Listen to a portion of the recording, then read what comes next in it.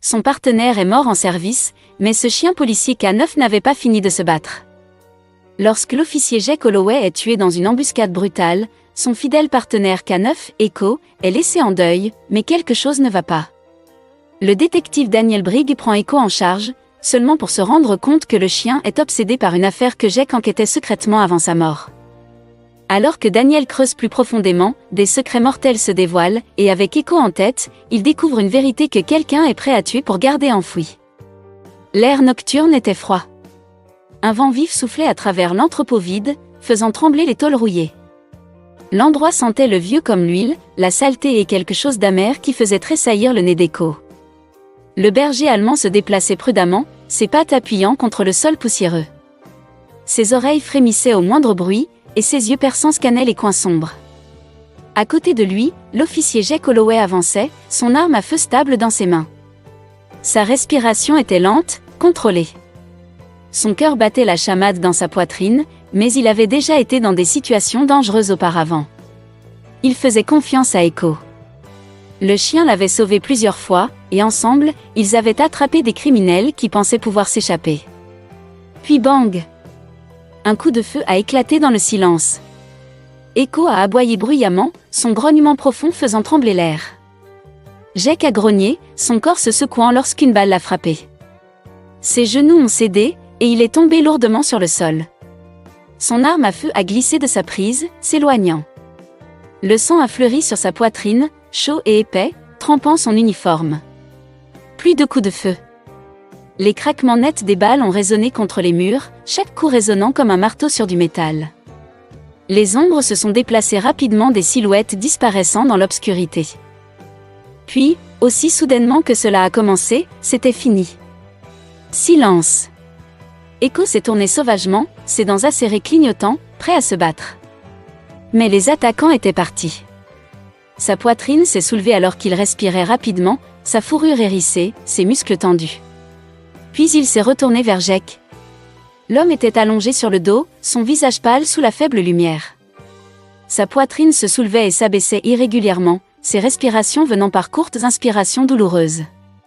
Echo a gémi, poussant le bras de Jake, léchant ses doigts. Jake a cligné des yeux lentement, ses lèvres s'entr'ouvrant comme s'il voulait parler. Sa main s'est déplacée faiblement vers Echo, ses doigts tremblants. Puis il s'est arrêté. Son bras est tombé mou. Sa respiration s'est arrêtée. Ses yeux, autrefois si pleins de vie, ont regardé vers le haut, vide. Echo a laissé échapper un long gémissement bas. Sa queue, autrefois haute et fière, est tombée. Il a léché à nouveau le visage de Jake, attendant, espérant. Mais Jake ne bougeait pas. Ne parlait pas. Ne respirait pas. Au loin, des sirènes ont hurlé. Des lumières bleues et rouges ont clignoté contre les murs de l'entrepôt. Bientôt, l'endroit s'est rempli de policiers. De lourdes bottes ont frappé le sol. Quelqu'un a crié. Des radios ont crépité. Quand ils ont trouvé Echo, il était toujours allongé à côté de Jake, sa tête reposant sur la poitrine de son partenaire. Ses oreilles étaient plates contre sa tête, son corps recroquevillé en défaite. Il n'a pas grogné. N'a pas combattu. Il est resté là, à attendre. L'affaire a été classée rapidement. Ils ont appelé cela une attaque de gang aléatoire, sans raison réelle. Aucune arrestation n'a été effectuée.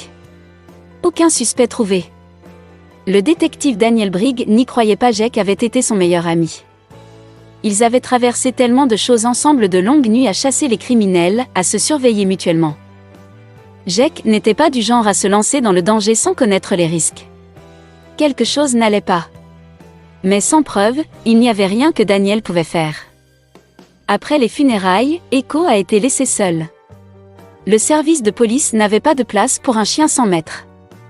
Il avait fait son devoir, et maintenant, il voulait le mettre à la retraite. Mais Daniel ne pouvait pas laisser cela arriver. Alors, il l'a emmené chez lui. Au début, Echo bougeait à peine. Il s'est assis près de la porte d'entrée pendant des heures, la fixant du regard. Chaque fois que des pas passaient à l'extérieur, ses oreilles se dressaient, sa queue se levait légèrement. Mais quand la porte ne s'est jamais ouverte pour Jake, son corps s'est affaissé à nouveau. Il a refusé de manger. Il a refusé de jouer. La nuit, il gémissait dans son sommeil. Ses pattes tressaillaient, comme s'il courait dans un rêve. Peut-être en train de chasser quelqu'un. Peut-être en essayant d'atteindre Jake. Un soir, Echo s'est lentement levé et a traversé la pièce. L'ancienne veste de police de Jake était accrochée sur une chaise. Echo l'a reniflée, poussant son nez dans le tissu, puis s'est recroquevillé à côté. Sa tête reposait sur la manche, ses yeux à moitié ouverts. Il attendait. Daniel était assis à proximité, serrant le collier d'Echo dans ses mains.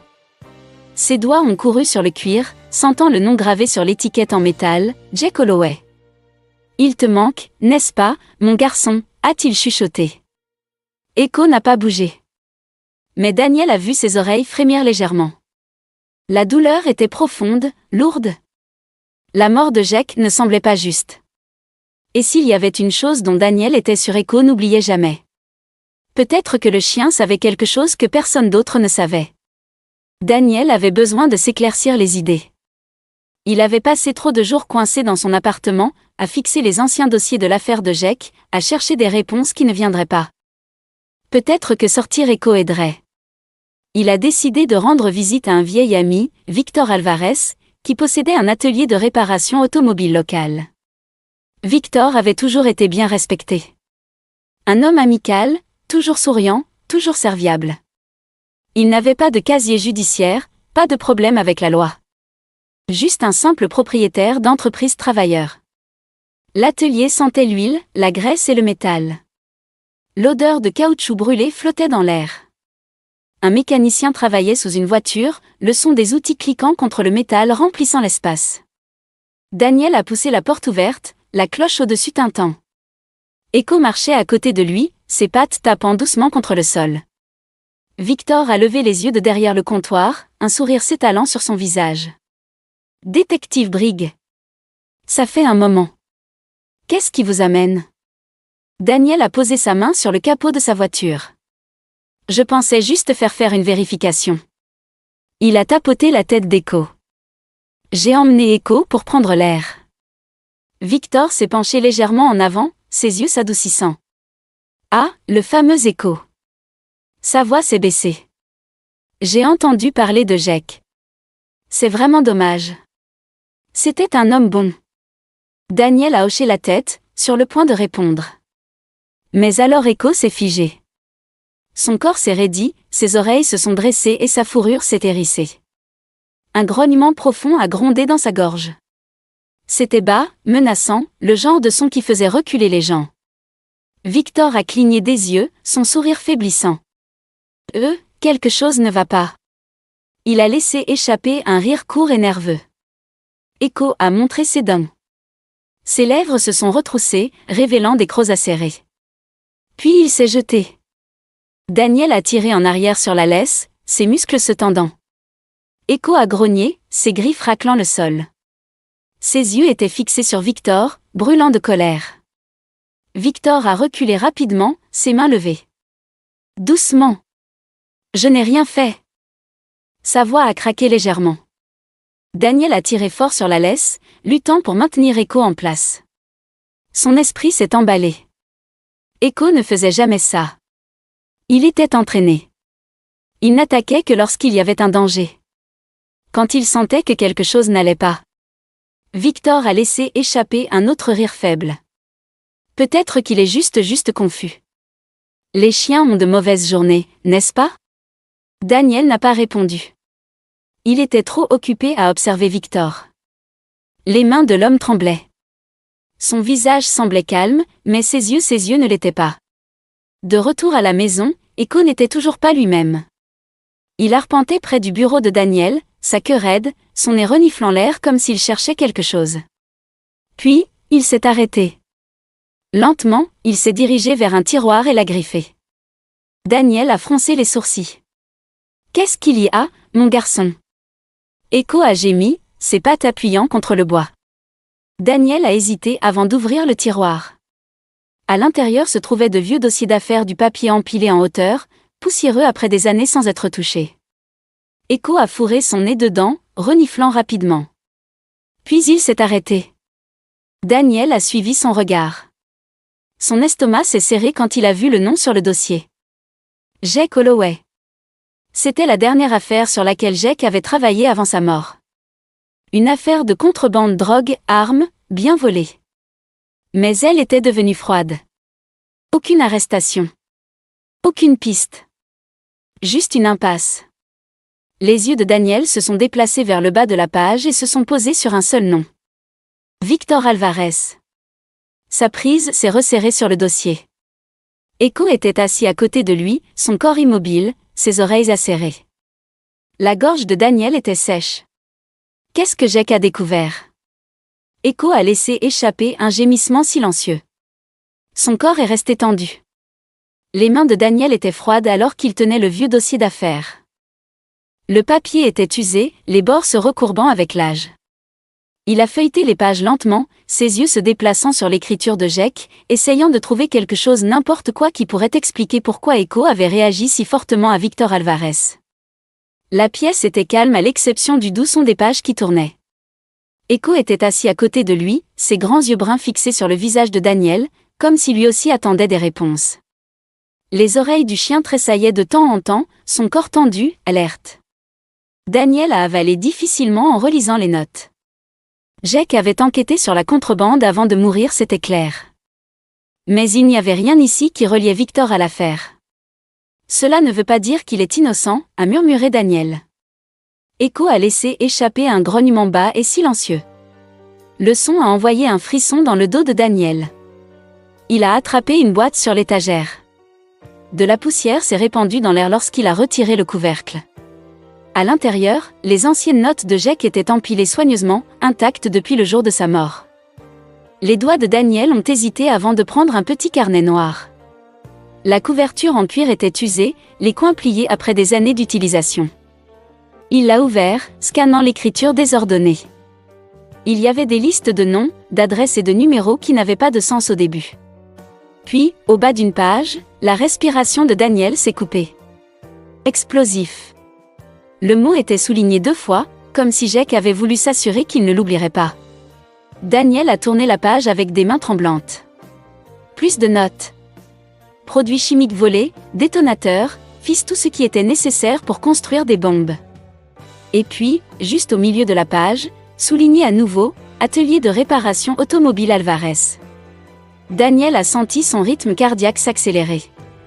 Son corps s'est tendu, une sensation de malaise grandissant dans son estomac. Jake avait découvert quelque chose de dangereux. Il avait creusé dans une affaire qui impliquait des explosifs et d'une manière ou d'une autre, l'atelier de Victor était au milieu de tout cela. Echo a laissé échapper un gémissement silencieux et a poussé le carnet avec son nez. Ses yeux sombres étaient pleins de quelque chose que Daniel ne pouvait pas tout à fait cerner. Peur. Préoccupation? Daniel a tendu la main et a gratté la tête du chien. On n'est pas fou, n'est-ce pas, mon pote, a-t-il chuchoté. Les oreilles d'Echo se sont dressées, son corps toujours raide. Daniel s'est adossé et a attrapé son ordinateur portable.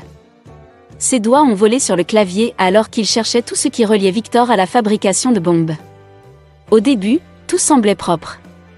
Victor possédait son atelier de réparation depuis plus de 15 ans, payait ses impôts, n'avait pas de casier judiciaire. Mais Daniel savait mieux que de se fier à ce qui était en surface.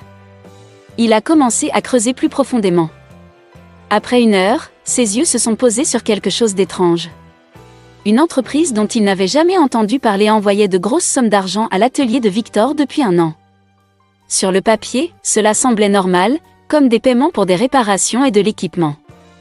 Mais quelque chose ne collait pas. Daniel a cliqué sur plus de dossiers, traçant l'entreprise jusqu'à son propriétaire. Sa respiration s'est coupée dans sa gorge. C'était une fausse entreprise. Une société écran. Et le vrai propriétaire? Quelqu'un lié au trafic illégal d'explosifs. L'estomac de Daniel s'est tordu. Ses mains se sont serrées en poing alors qu'il se rassoyait sur sa chaise, fixant l'écran. Jake avait dû trouver ça avant de mourir. Il avait dû se rapprocher de la vérité. Echo a laissé échapper un aboiement court et sec, sortant Daniel de ses pensées. Le chien s'est levé, ses muscles tendus, sa queue raide alors qu'il fixait l'écran de l'ordinateur portable. Daniel a expiré lentement. Ouais, je sais, a-t-il murmuré. C'est devenu bien pire. Le lendemain matin, Daniel est entré dans le commissariat, un dossier sous le bras. À l'intérieur se trouvaient des copies des notes de Jake, des dossiers financiers et le lien entre Victor et la fausse entreprise. Il a poussé la porte du bureau du capitaine Reynolds sans frapper. Reynolds, un homme aux larges épaules avec des cheveux grisonnants, a levé les yeux de son bureau, ses yeux se rétrécissant. « Brigg » a-t-il dit avec un soupir. « Quoi maintenant ?» Daniel a laissé tomber le dossier sur le bureau. « J'ai trouvé quelque chose » a-t-il dit, sa voix ferme. Jake enquêtait sur des explosifs avant de mourir. L'atelier de Victor Alvarez est lié à une société écran qui a fait transiter de l'argent par des canaux illégaux. Il est impliqué, capitaine. Je le sais. Reynolds a ouvert le dossier et a feuilleté les pages, son expression illisible. Les minutes ont passé dans un silence pesant. Quand il a fini, il a expiré et a repoussé le dossier vers Daniel. « C'est mince » a-t-il dit. « Ce n'est pas suffisant. » La mâchoire de Daniel s'est serrée. Jake n'aurait pas écrit ça si ce n'était pas important. Reynolds s'est penché en avant, croisant les mains. « Et qu'est-ce que tu attends de moi ? » Ouvrir une enquête basée sur la réaction d'un chien et quelques notes. Daniel a serré les poings. Echo n'est pas n'importe quel chien. Il a été entraîné à détecter le danger. Il savait que quelque chose clochait chez Victor. Il a pris une inspiration tremblante. Et Jake était mon meilleur ami. Il n'était pas imprudent. S'il enquêtait sur ça, ça veut dire quelque chose. Reynolds l'a étudié pendant un long moment avant de secouer la tête. Je comprends que tu es en deuil. Jake me manque aussi. Mais ce n'est pas une preuve solide. Les mains de Daniel se sont transformées en poings. Alors quoi ? On ignore juste ça ? Je te dis de faire attention, a dit Reynolds, sa voix plus calme maintenant. Si Jake était sur le point de découvrir quelque chose de gros, ça l'a tué. Daniel a attrapé le dossier et est sorti du bureau en trombe, le cœur battant la chamade. Il n'abandonnait pas. Daniel a serré les poings en sortant du poste de police pour rejoindre sa voiture. Il a serré le volant, son esprit s'emballant. Il a finalement compris que Jake avait enquêté sur quelque chose d'énorme avant de mourir, et Victor Alvarez était au centre de tout cela. Mais sans preuve, personne ne le croirait. Il devait trouver des preuves, et il n'y avait qu'un seul endroit pour les obtenir, l'atelier de réparation de Victor. Tard dans la nuit, Daniel s'est garé à un pâté de maison et s'est déplacé dans l'ombre, Echo à ses côtés. L'atelier était sombre, à l'exception d'une faible lumière à l'arrière. L'air sentait l'huile et le métal. Il a crocheté la serrure, se glissant à l'intérieur, prudent et silencieux. Echo a grogné bas. Quelque chose n'allait pas. Daniel a scanné l'atelier et a repéré une armoire verrouillée. Crochant la serrure, il l'a ouverte d'un coup sec. Plan, argent liquide, matériaux pour bombes. Son estomac s'est tordu. Jake avait raison. Il a attrapé son téléphone, prenant des photos. Puis, une voix. « Vous cherchez quelque chose, détective ?» Daniel s'est retourné. Victor se tenait dans l'encadrement de la porte, 2 hommes à ses côtés. L'un d'eux a plongé la main dans sa veste. Arme à feu. Daniel a réagi vite. Il a lancé une clé à molette sur la lumière, le verre s'est brisé, l'obscurité a englouti la pièce. Echo, maintenant. Le chien s'est jeté. Un homme a crié. Des coups de feu ont retenti. Daniel s'est baissé, esquivant à travers le chaos. Il a balancé une tige de métal, l'écrasant contre les côtes de Victor. Echo, viens. Le chien s'est libéré. Ils ont couru. Une balle a sifflé. La voix furieuse de Victor a résonné derrière eux. Trouvez-les. Maintenant. Daniel ne s'est pas arrêté. Il avait des preuves. Mais maintenant, Victor savait. Et il ne laisserait pas Daniel vivre. Daniel n'a pas arrêté de courir jusqu'à ce que lui et Echo soient loin de l'atelier de réparation. Son cœur battait la chamade alors qu'il se glissait sur le siège du conducteur, serrant le volant avec des mains tremblantes. Echo était assis à côté de lui, haletant fort, ses yeux fixés sur la route comme s'il savait que le danger était toujours proche. Daniel a jeté un coup d'œil dans le rétroviseur. Pas de phare. Pas de mouvement. Mais il savait que Victor ne laisserait pas ça se produire. Il avait vu trop de choses. Prenant de profondes respirations, il s'est forcé à se concentrer. Il avait la preuve, mais il avait besoin de plus. S'il allait voir ses supérieurs maintenant, ils hésiteraient.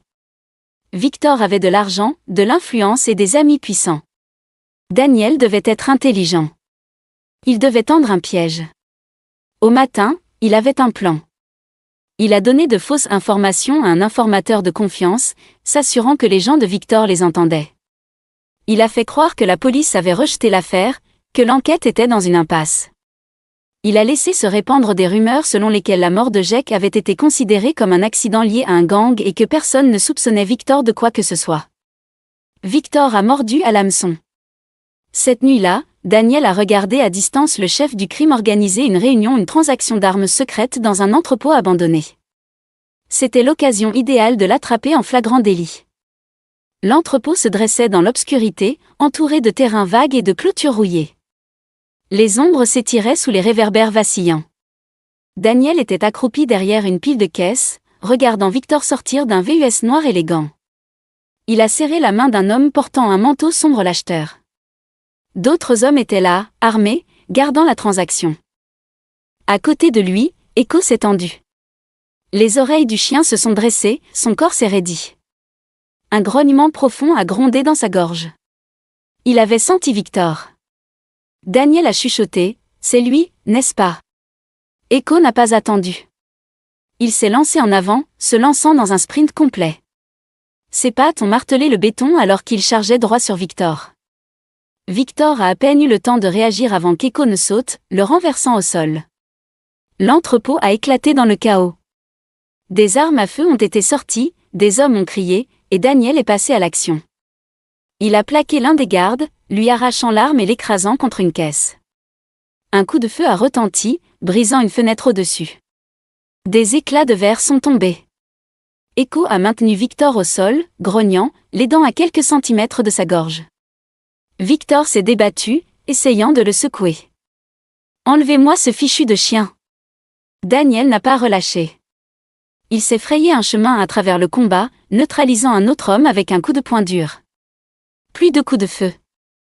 Son pouls battait la chamade dans ses oreilles. Victor s'est relevé en se précipitant, repoussant Echo et prenant la fuite. Daniel a sprinté après lui. « Echo, vas-y !» Le chien s'est rétabli rapidement, se lançant à nouveau. Victor avait presque atteint le VUS quand Echo a saisi son bras, verrouillant ses mâchoires fermement. Victor a crié, trébuchant. Des sirènes ont hurlé au loin. Des lumières rouges et bleues ont clignoté contre les murs de l'entrepôt. La police était arrivée. Des policiers ont fait irruption, criant des ordres. Les hommes de Victor ont laissé tomber leurs armes, les mains en l'air. Daniel a attrapé Victor, le poussant au sol alors que les flics l'entouraient. Les menottes ont claqué. « C'est fini », a dit Daniel, respirant fort.